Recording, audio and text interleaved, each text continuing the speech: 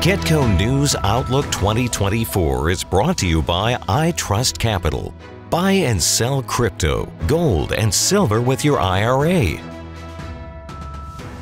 Hey everyone, I'm Jeremy Szafron, and this is Kitco News. Now today on the show, we're right at the heart of a fascinating story, the uranium market. It's not just about energy, but geopolitics, innovation, and of course the environment. Now uranium prices have hit a 16-year high, crossing the $100 mark, and it's a market buzzing with action as countries like the US and China and others ramp up their nuclear energy game. Joining us to unpack all of this is Amir Adnani, CEO of Uranium Energy Corp. Thanks for being on the show with us in the studio today. Thank you for having me. We got so much to talk about, Amir. I kind of want to start from the basics here. Let's talk about uranium prices being an all-time high. Let's also talk about what's driving the surge and what we can expect from here. Well, uranium prices are near all-time high. The all-time high was about $140 a pound in 2007. We're at about $106 right now. But that $140 price from 2007, adjusted for inflation, would be closer to $200 a pound today. Right. So that's kind of where we are on the price. But the uranium price for over 11 years was closer to $20 per pound. Right. So the last 60, 90 days, we're seeing certainly a breakout here in the price and a step change. It's very positive, and we can get into all the reasons and all the things driving this if you like. Yeah, we need to. We need to open that up and get into it. I mean, first though, do you think that this is sustainable for the prices? I mean, we've seen volatility in this market in the past. Where are we in terms of that? This is just the beginning for this breakout. Do you think it's here to last? Well, listen, I think in normal commodity cycles, right, and commodities are certainly cyclical, right? You'll have a few good years and a few bad years, okay? We're coming from a period of 11-year bear market in uranium. So are they here to last? Well, let's just quickly examine supply, demand, and where we're coming from. Right. Some would argue that we have been in a longer bear market, that we've been in a 30-year bear market. Now, what am I talking about? When the Cold War ended, the US and Russia decided to dismantle Soviet-era warheads. Right. That oversupplied the market going back to the early 90s until 2014. And then Japan's nuclear accident with Fukushima in 2011 caused another inventory destockpiling. Right. So where we are today, the world is consuming 200 million pounds of uranium annually, and production is only 145 million. So we have a structural deficit. And in today's inflationary environment and supply chain issues and labor market, which is as tight as it is, it will take time for the supply side to respond and increase mine supplies, because it just doesn't happen with the flick of a switch. This is not an industry that has many idled standby mines that can immediately resolve the supply deficit. So this will take time.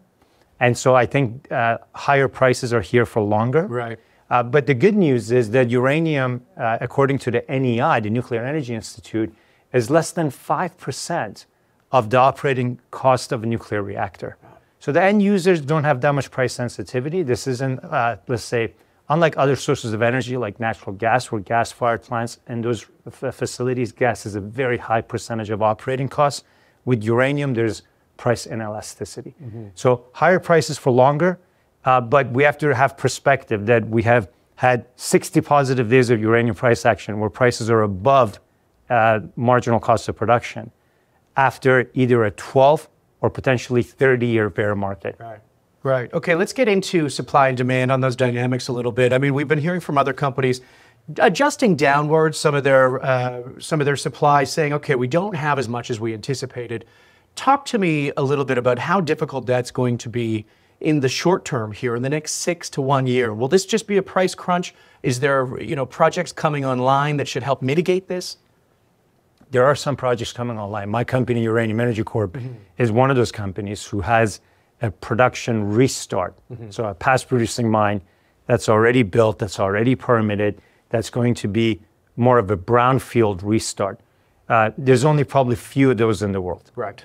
And so even if all the restarts that are available, like that of Uranium Energy Corp, come online, it simply won't be enough to meet the supply deficit that we have globally. Okay. Now, so again, it will take the number of new projects to be built, but those greenfield projects that still need to get permitted, go through project financing, go through construction, will take many years. Right. But then if we take in the geopolitics into it as well, which you touched on, we have to remember that there's this kind of global supply-demand picture if we lived in a perfect global world. Right. But we live in a world where there are now bifurcated lines and bifurcations happening in supplies because of geopolitical issues and because of Russia's invasion of Ukraine. And Russia being the world's largest supplier of nuclear fuel, including uranium. And so when you look at stats, last year, the country of Kazakhstan, which is 40% of uranium production, 40, 80% of their sales were to China and Russia, according to them. So when you think about this supply-demand deficit, the supply-demand deficit is even worse for Western countries. Right. Okay? And so in a bifurcated market, and even today, you look at the US consumes more uranium than any other country, but US production is near zero. And so the problem is much more pronounced than the US. The US wants to do something about this, and there are a number of legislative actions that are in the works as we speak. Bills to try to provide incentive and financial stimulation to basically regaining uranium independence. Right, right. Well, I mean, we've seen stigma, obviously, with uranium kind of go from one to the next, people thinking this is bad, this is good. Only in terms of nuclear reactions going down, or reactors, you mentioned Fukushima. I'm curious, as you chat to people, not only investors, but just people in the market, do they understand that this type of energy could be crucial in an energy crisis? Public opinion polls are at an all-time high in favor of nuclear energy. So certainly that suggests that there's a growing understanding of the benefits of nuclear energy as the only emission-free and large-scale reliable source of power, in the sense that it's not intermittent. Renewables are intermittent. They work 25 to 35% of the time, capacity factor. Nuclear energy works 95 to 99% of the time. This is starting to be felt and understood by the general public. But more importantly, that is also having a direct relationship to policymakers' attitude towards recognizing that if we're going to decarbonize and support a world where we have electric vehicles and increasing needs on electricity playing a role in data centers that have to power the future dreams of technology companies that want to pursue AI. Artificial intelligence is massively energy intensive. And so all this energy has to come from sources that are green and reliable, and nuclear power checks all those boxes. And that's why we're seeing unprecedented support right now for nuclear energy. And what we're witnessing in terms of the growth in the sector, a tripling of nuclear energy by 2050, which came out of COP28 last month.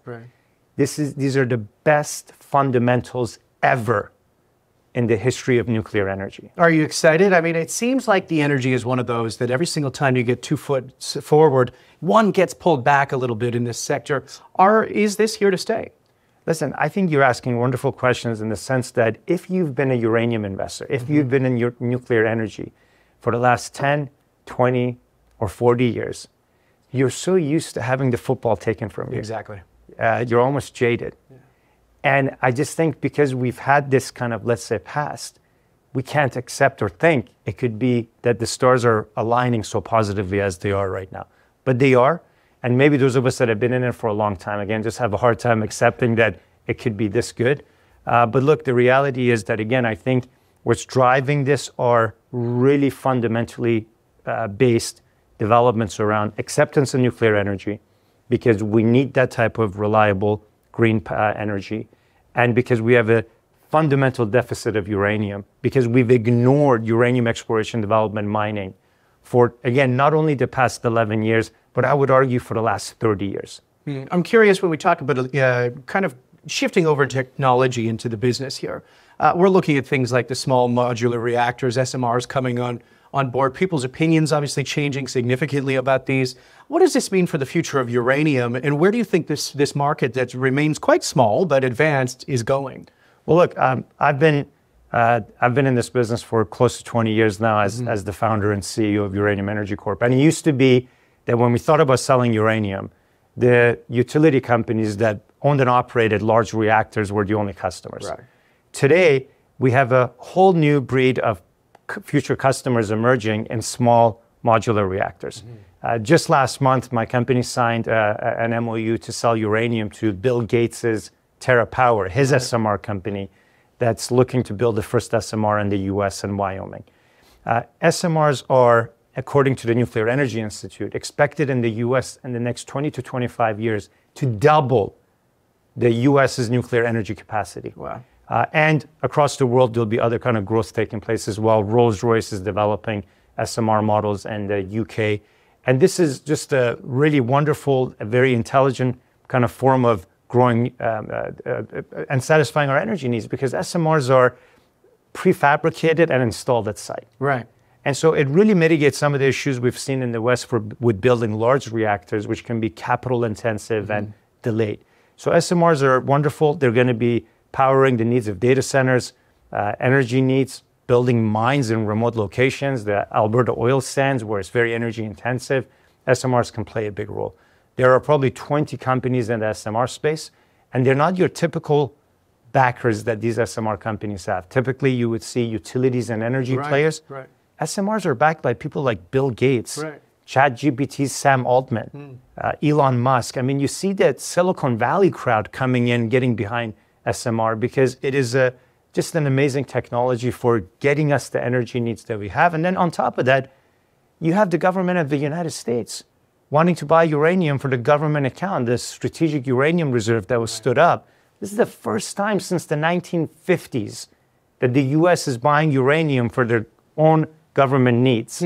And so this, again, to me, just shows you that the market is growing. It's not just the traditional utility demand.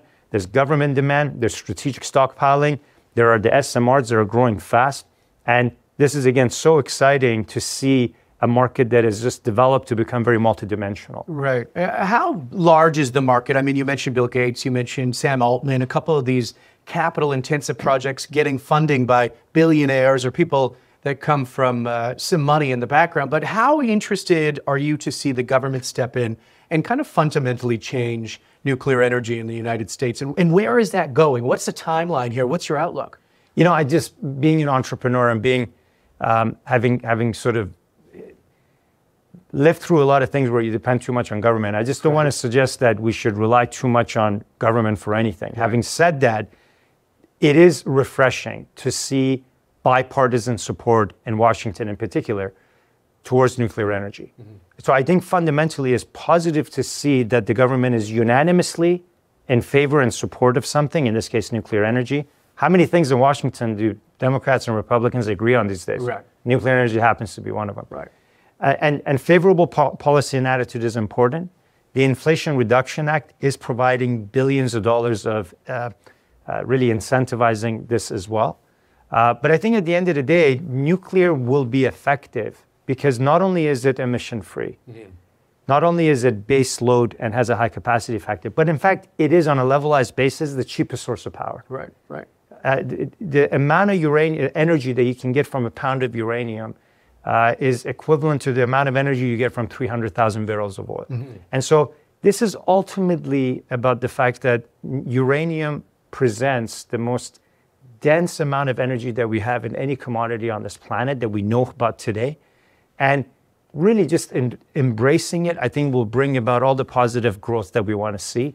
And I don't want to suggest that we need too much government intervention at all to see the kind of growth that this industry should have in the next 20 to 30 years. Yeah, I mean, you mentioned what uranium energy is all about. Obviously, it's a green energy. It's going to help us offset our carbon footprint. With that being said, though, mining the actual resource itself and the actual mineral itself, how has that changed in the past, say, 5 years? What kind of new technologies are going forward to ensure that there's some green technique in grabbing that mineral as well? I think looking at the in-situ recovery method is really probably the best place to start on that. You know, in-situ recovery is a very low-cost and environmentally friendly technology that we plan to develop our mines in Texas and Wyoming with. This is a process that is basically solution mining. There's really no mining because instead of digging and excavating and the traditional things involved with mining, which is earth moving, right. Here there's no earth moving, there's no stripping, the surface is undisturbed. And we're installing vertical water wells that slowly dissolve the uranium in solution. And again, this is a process that has been around historically, but today is really being revisited and revitalized and modernized to provide that, again, low cost, low capital intensity, in way of mining uranium. So I'm very excited about this. It's an area that Uranium Energy Corp is a leader in the US. And I think this combined with sound sustainability practices. You know, we've announced in our latest sustainability report having net zero uranium mining. Wow. Uranium that is recovered out of the ground without any emissions. These are some of the groundbreaking ways we can push forward and demonstrate that not only is nuclear energy emission free, but there are mining companies that are going to power and supply the future uranium needs of these green nuclear reactors that are all very sustainable and all going to play a very long-term role here. You know, you talk about UEC and kind of the future path here. How, you referenced that you've been there for 20 years, obviously a long time. You've seen the ebbs and the flows of the market. You've seen the volatility happen. Where are we in terms of your outlook now for the following year? Is this going to be the most exciting for your company?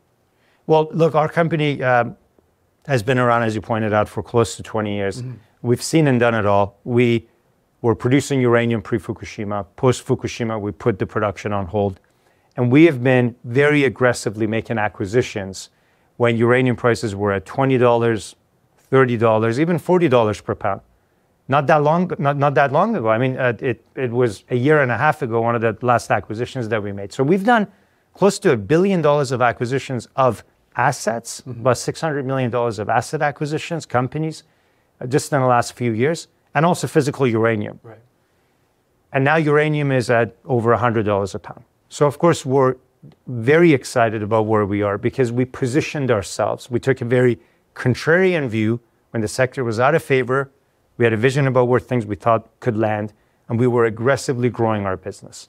And so here we are, uranium's at an exciting place, and we feel that we're in a leading position to lead US production higher, to develop our Canadian assets, and to really build a top global company, but with North American focused assets at a time where geopolitically, North American supply is needed badly for the foreseeable future. So this is a company that we're very excited about it because we feel we have many years of positive growth in front of us with the asset base that we acquired at the bottom of the cycle, while carrying no debt and being 100% unhedged. Right. So future production is unencumbered. It's unencumbered because we have no debt, and it's unencumbered because we didn't sign a contract to sell our uranium at a fixed price with a ceiling. Right. So it's a very exciting time, and it's I genuinely believe that this bull market will be one of the longest bull markets in the history of the uranium industry, because again, it's all about where you're coming from. And if you're coming from a very long extended period of a bear market where there was significant underinvestment and production curtailment that took place, the other side of that, right, has to be a long enough period to allow supply side response to take place. And you and I know more than anyone, especially yourself, because you're resource focused and you see other industries, lithium, et cetera. In today's post-COVID world, there's a tight labor market, there's a tight supply chain. And uranium isn't on an island on its own. Uranium industry is competing with other industries for geologists and mining engineers and all the supplies that are scarce, right? And not to mention high interest rate environment, right? So all these factors just means that it's going to be a process, and it will take time. And again, that means this is going to be a long-standing bull market, in my opinion. Yeah, you know, you're not the only one to say that and who's told me that too. I'm curious on the capital market side of things. You know, you mentioned that you've went through $1 billion of acquisitions. Where are we with the juniors? We're seeing a lot of companies obviously look to uranium, try and get a property, take it public. We're seeing a lot of that happen. Is there going to be a year of consolidation happening here? Do you think that some of these juniors will be taken out by people that don't have debt and have liquidity in their capital? I think this will be a different kind of year. I think this will be not the year of consolidation, but the year of proliferation. And what I mean by that is, I think the companies that thought there were quality assets for sale, like UEC, those deals got done a few years ago when the sector hadn't yet found a bid. Today, there's a bid underneath most companies. And if we go back to 2005, there were about 20 uranium companies worldwide. By 2007, when the uranium price got to $140 a pound, there were close to 600 uranium companies worldwide. Of course. So perhaps we're going through that phase of the cycle now, where there's wide interest in the sector, And rather than consolidation, we're going to see a proliferation of juniors and companies getting, and people and projects that become of interest. That'll all be, I think, on the exploration and greenfield side of things. Right. Some investors will care about that. Some investors will care about production. Some people will care about development. But again, for an industry that hasn't been properly capitalized, right. This is an industry that has been capital deprived for a long time. This is all needed. This is all par for course. And it's exciting to have people come in and just do grassroots exploration, and everyone will kind of play a role. And I think it's going to be fun and exciting, but watch out for widening of the number of companies in the sector. Always something to look out for. And finally here, I don't want to keep you all day. I know it's a busy day with the price action going on. I'm curious, when you look to a retail investor, all investors are looking for guidance, particularly in this space as they outlook to 2024, what it's going to bring. What's your advice? I mean, I know that you're a leader in this space, obviously one of the largest companies in this space, but are they going after juniors and looking for that stock action, that stock price action, or are they going with an ETF or a bigger company like yourself? What's your advice here, considering what we talked about underdeveloped properties out there? It takes a long time to get these things going. It really depends on what every investor is looking for. And I'm not here to give investment advice, but right. I think from a practical point of view, you have today compared to 2000 and let's say 6, 7, when we had a bull market in uranium. In 2006 and 2007, we didn't have, for example, a physical ETF or a physical vehicle that you could invest in. Today, you have the Sprott Physical Uranium Trust. You have Yellowcake PLC in London. So you can actually invest in the physical directly. That's great. In 07 or 06, you didn't have those choices. Today, there's a royalty company you can invest in. Full disclosure, it's a company that I'm the chairman of, that UEC is the largest shareholder in, but the sector actually has a royalty company. In 2006, 2007, there wasn't a royalty company. Right. Many investors in the resource sector like the royalty model as a way of getting exposure. Right. That's Uranium Royalty Corp. There are, I think, something close to like 4 different ETFs now, maybe a 5th one being launched soon. There were no uranium ETFs in previous bull market cycles. And so first of all, I just think today, not only do we have the most exciting fundamentals ever seen for the sector, I think investors have many different ways of expressing their investment with different ideas and strategies. And for sure, I think there's going to be new junior companies found. And I think in any commodities, the greenfield end of things is high risk, high reward. Right. The larger companies provide a bit more meat and a bit more certainty and still a lot of upside. And again, I think I'm sure there's going to be new ETF products launched and maybe new physical vehicles launched, all of which will make the market tighter, but also give investors more ways to express their investment views. Right. Yeah, interesting. I mean, I have to ask you, it's so rapidly evolving. You just talked about the volatility of this market. As a leader in the space and as a leader of Uranium Energy Corp, I'm curious, when you're in the boardroom, what are the biggest challenges that you're maybe anticipating for 2024, if any?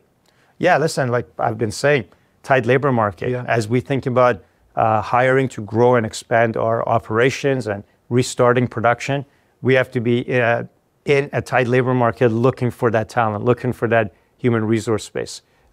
Service providers that are going to service our industry. There were historically many more drilling companies servicing the needs of uranium companies.